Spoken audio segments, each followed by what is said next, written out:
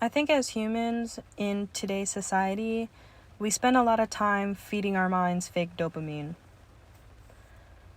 And social media plays a big part in that. I don't like to call myself a content creator because I feel like that title is an umbrella, definitely, under like influencer and stuff like that. Definitely not an influencer. I don't really think I want my job on the internet to be an influencer. I kind of just like to spread a word and just enlighten the audience that does choose to listen. But even as a person, I guess in that area I should say, I found myself, waking up and instantly running to social media for that spike of dopamine. And I think it's gotten to the point where, not me personally, but I feel like as a general society, we catch ourselves in comparison. And I think we need to remind ourselves how powerful the mind is, The mind is very powerful. And it's so powerful that if you think it's powerless, then it is. If you think it's great and you can manifest and you can dream and you can goal set and achieve, then you can. That's how powerful the human mind is. And I think we need to remind ourselves of that, because if we're out here just chasing this dopamine and, looking at social media through a comparison lens, whether that's in a negative way, positive way, because I think comparison, I think it can have its positive attributes, not all the time, but on the positive side, I think comparison is good because that's how you differentiate things. I think that's a word. I think that's how you are able to differentiate. You know what I'm trying to say. See different. And you can look at yourself and be like, okay, well, this person did this. I want to be different. You know what I mean?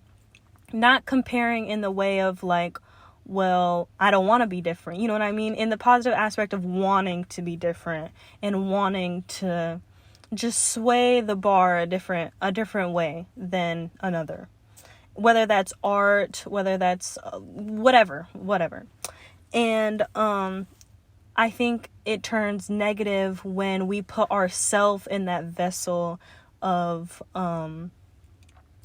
just of not being good enough. And it can be really detrimental because, like I said, the mind is very powerful. And when we put ourselves in that position, it's not only belittling, but it feels like icky. You know what I mean? Have you ever been on social media and you catch yourself, quote unquote, doom scrolling? I don't know, I just stuttered. But you catch yourself doom scrolling and you feel like lazy afterwards, or you feel like overconsumed or overstimulated, they call it. And that's because like you're just consuming all this negative energy, because next time you catch yourself like in that groove of like just scrolling, be mindful of your thoughts. You know what I mean? What are you thinking when you see this guy or girl who has everything you could ever probably imagine that you want in your lifetime right now, this moment? How do you feel about that?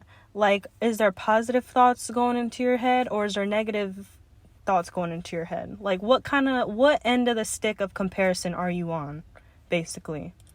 Ask yourself that. What end of the stick of comparison are you on? And, I don't know. I feel like we just need to be more mindful of our thoughts when we're on the internet, specifically. But yeah. Thank you to everyone listening right now. I haven't did a podcast in a while, I know.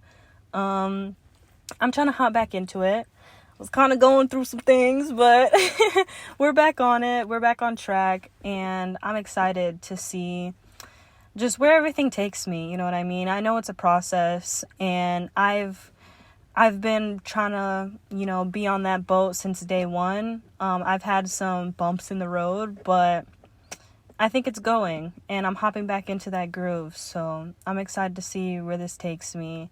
And honestly, I don't even care about views, the audience, anything. I just care about, pushing out my word. And I don't want to say wisdom because I'm only 19, but just pushing out things that I've learned as not necessarily a survival guide, but I don't know, just advice. If I feel like, a situation that I've been through, or just something like I've learned and obtained over the past, like I said, 19 years of my life, I want to share it. And I think that's one of the good attributes that I have about myself, you know what I mean? Like, I like to push positivity, push peace. So, yeah, that's what I'm doing right now. I'm currently sitting in my car, just talking, just yapping. But another thing that I kind of wanted to touch on is being a social chameleon. I feel like being a social chameleon can have its pros and cons. I would call myself a social chameleon. I would a little bit. I would. Not all the time, but yeah. I feel like I can be around like a bunch of different types of group of people, and when I say different groups, I'm talking about like personality wise, and like get along with everyone, you know what I mean? Because I feel like not being a social chameleon is being in an environment where your personality just feels really uncomfortable and really just closed off, and you don't really have anything to talk about, and you're just kind of like almost like really antisocial, you know what I mean? And being a social chameleon, you can look up verbatim definition, but I'm pretty sure like it's pretty self-explanatory, like a chameleon, obviously. Being a social chameleon, just knowing how to articulate conversation with every type of person. And I feel like there's the pros and cons to that, because one of the pros obviously can be like, making connections and broadening like your friend group and just, learning. But also one of the cons can be just not being your authentic self.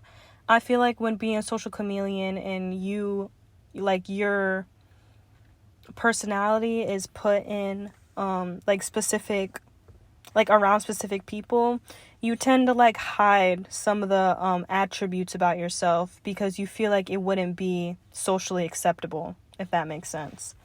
And I feel like when we do that, obviously we're not being our true authentic self. And that's not always good, because when you feel like when you're leaving a situation, whether it's like a get together or something, and you were kind of closing off some of your personality traits, it can be like you were almost wearing a mask, like almost being fake. It's like, obviously you were intentionally trying to be quote unquote fake or two-faced or whatever, but it's like, that's kind of what you were doing, you know what I mean? Like, you're not being yourself. And I feel like that can be one of the cons to being a social chameleon, because it's like, then when you're fixing your personality to fit that criteria of whatever friend group or whatever like social environment that you're in, you don't make those authentic connections, because it's like, okay, well, I wasn't my true authentic self around them, so how are they gonna be able to truly authentically, get along with me and know me like as a person, And so I feel like we just need to be, again, more mindful. I feel like this is just a mindful, like, episode, like, me just, like, trying to, like, tell you guys, like, be more mindful of, what's going on and, like, your actions. I feel like this transition period, I feel like everyone is in a transition period. I hate to, like, age everybody, you know what I mean? Because I don't want to say, like, as a young adult or whatever, but honestly, truly, like, as a young adult, I just graduated high school like a year ago. And so, like, in this transition period, we're getting on our own and we're doing our own thing.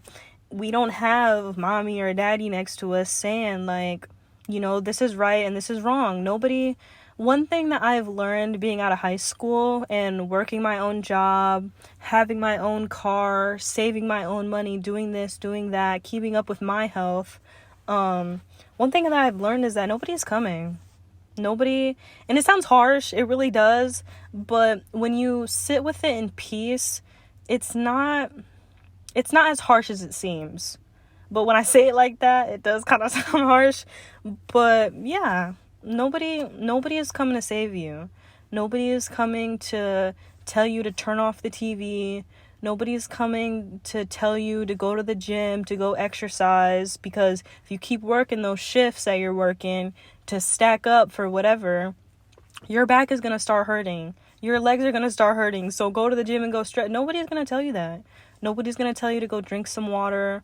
Nobody's going to tell you to jump in the shower because you stink. Nobody's going to tell you to clean your... Well, if you probably live with, like, your parents still, they're probably going to tell you to clean that room.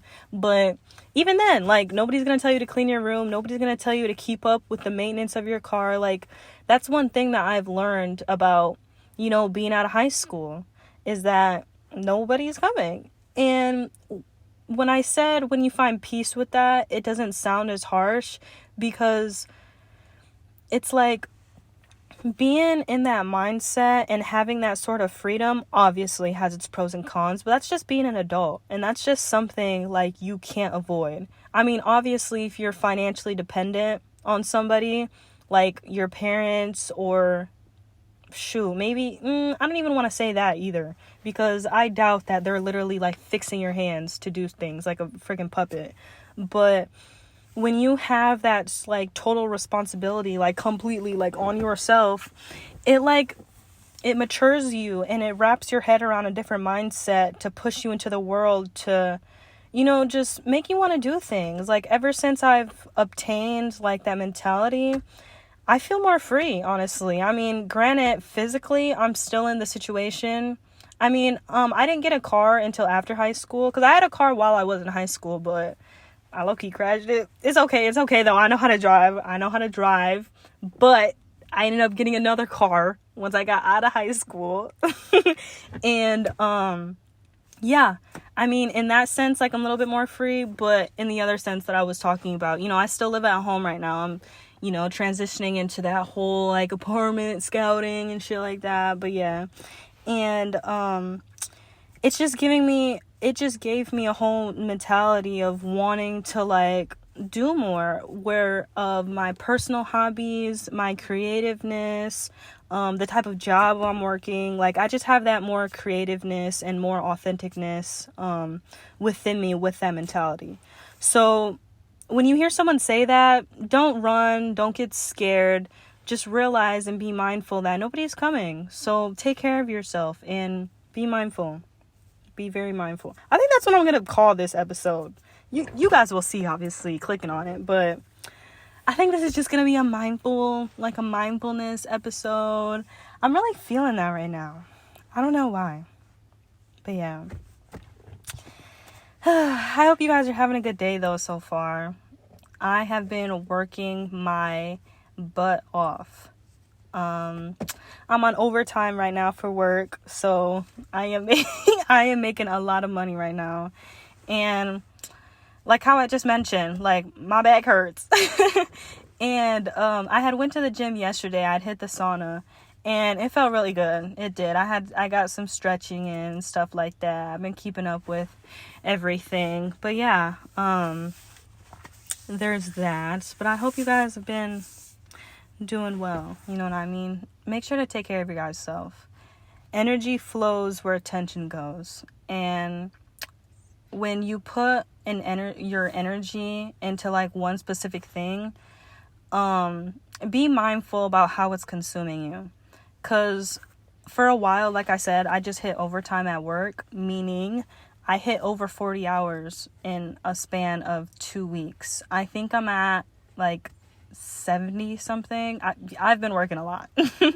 And I've been putting a lot of my energy into work, and my job, it's very, como se dice, consuming. And I take care of old people. I take care of the elderly. I don't like to say like old people like that, but I take care of the elderly.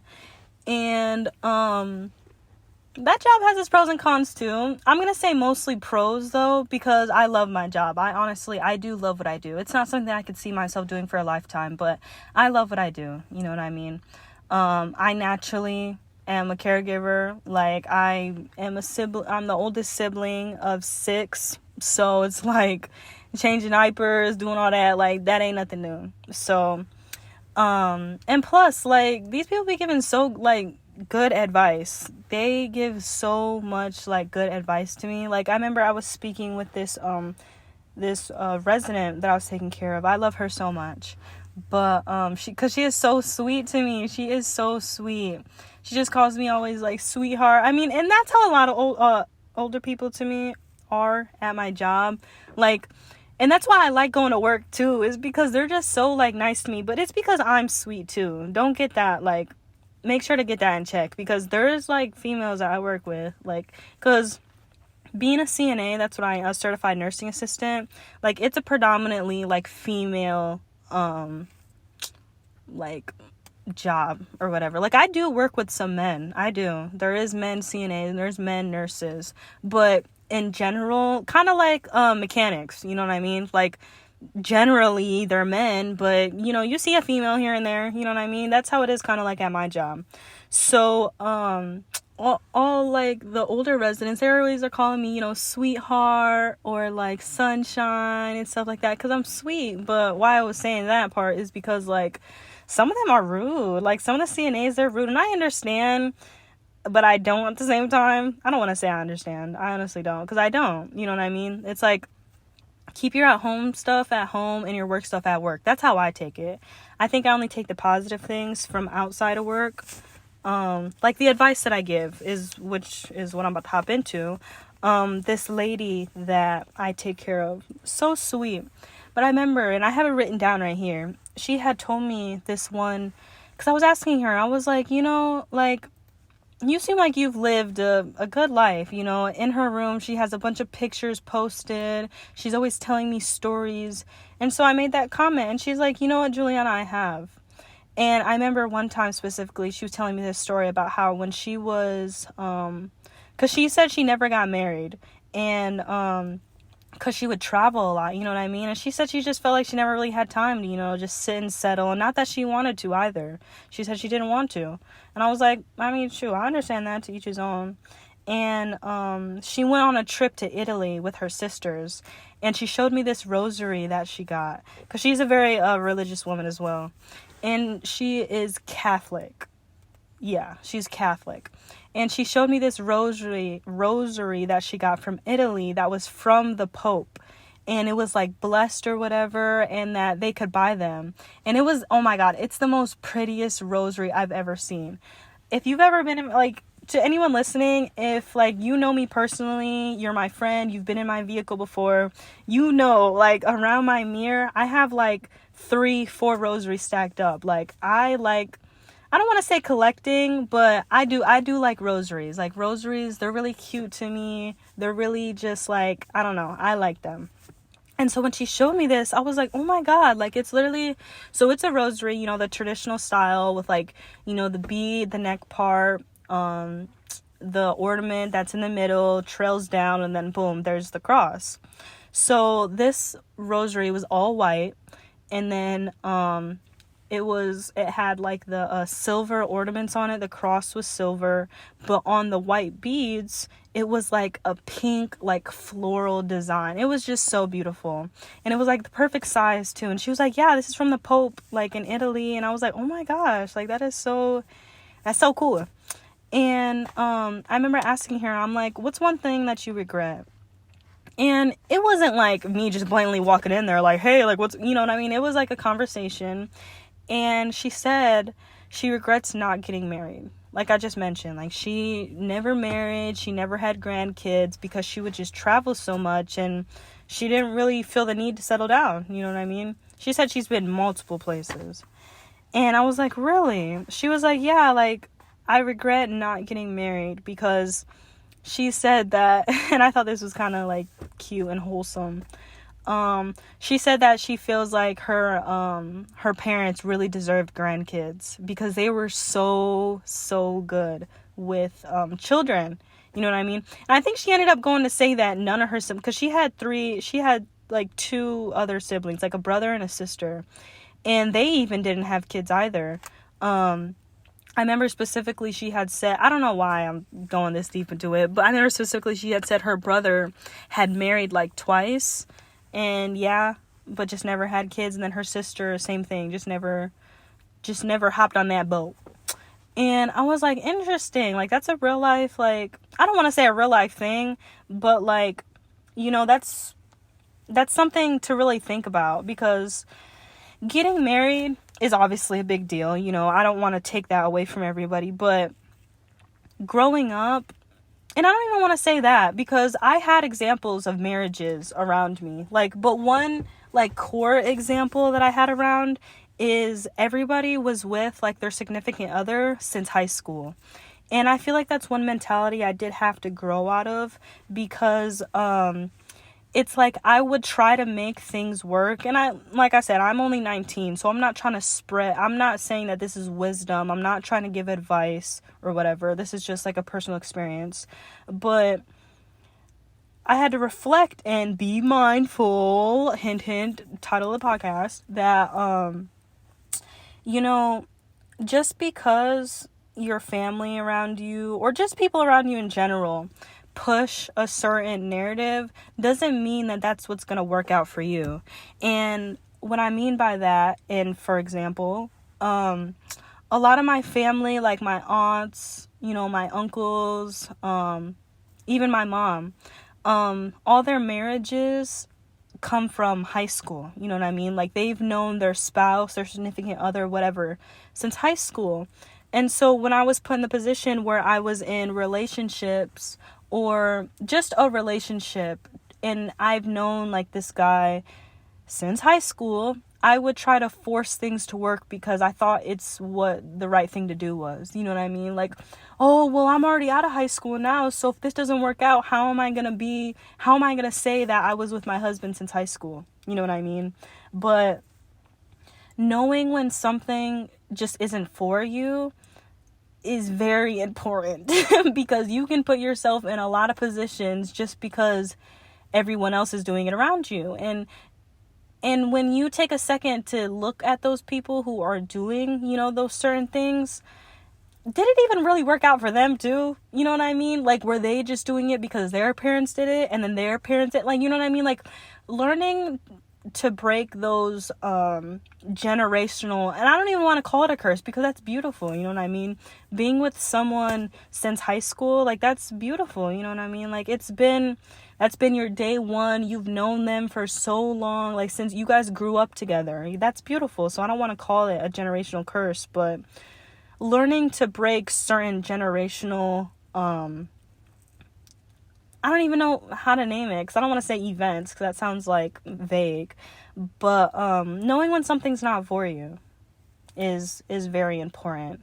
And when I guess, obtained that mentality, or when I became mindful of okay, just because my mom, has been with my stepdad not since high school, but they go back from high school. They were really good friends in high school. My aunt and uncle have been together since they were 16, since they were in high school.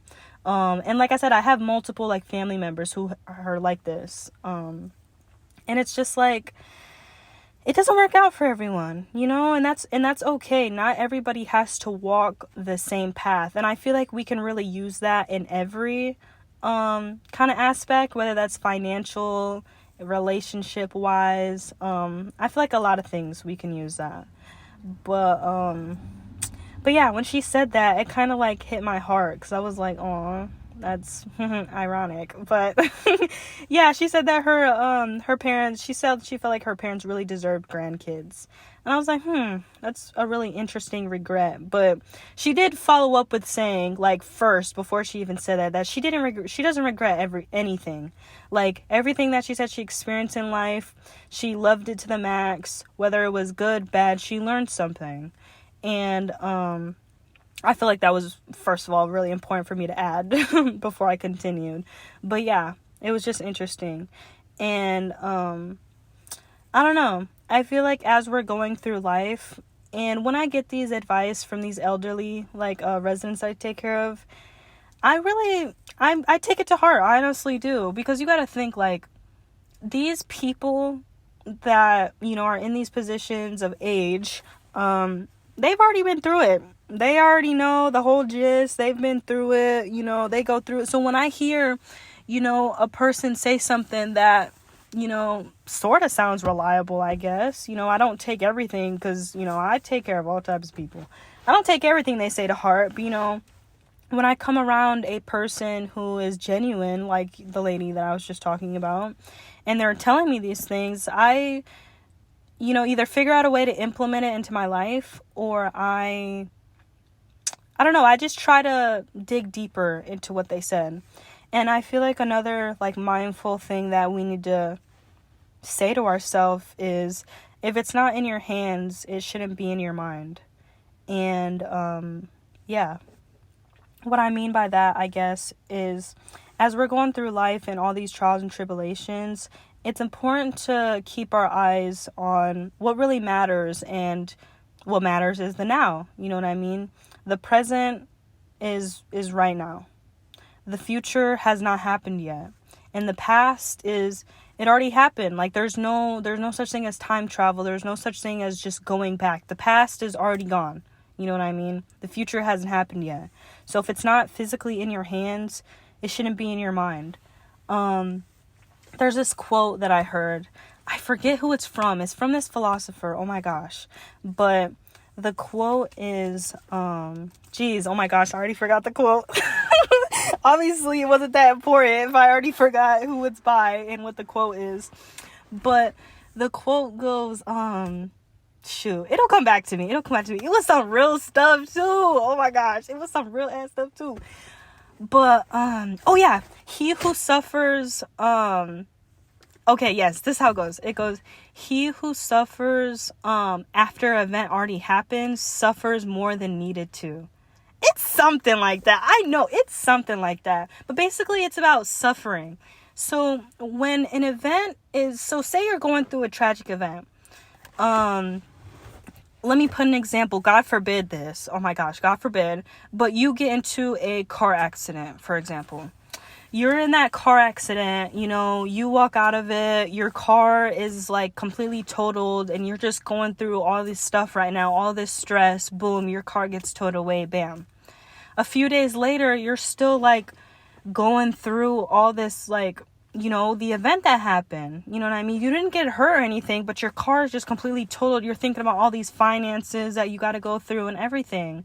But you're not looking at the positive side of that. You know what I mean? You didn't break any bones. You don't have any scratches on your face.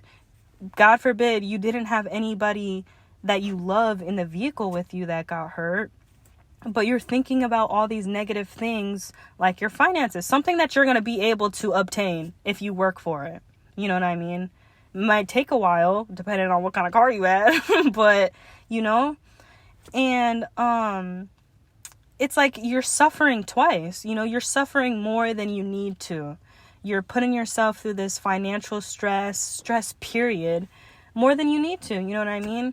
I feel like another thing that I became more mindful of through these, you know, being out of high school at least, is being able to control your perspective. A person is not more powerful than another person who is able to control their perspective on things. And what I mean by that is a person who is able to control their mindset on a certain situation and the way that they look at something is so, so powerful. And that goes back to the quote on the human mind is powerful if you think it is, and it's powerless if you think it's powerless. You know what I mean? That's how powerful the human mind is. And a person that is able to control that is like, I don't want to say at the top of the food chain, but you're very, como se dice, enlightened, very mindful.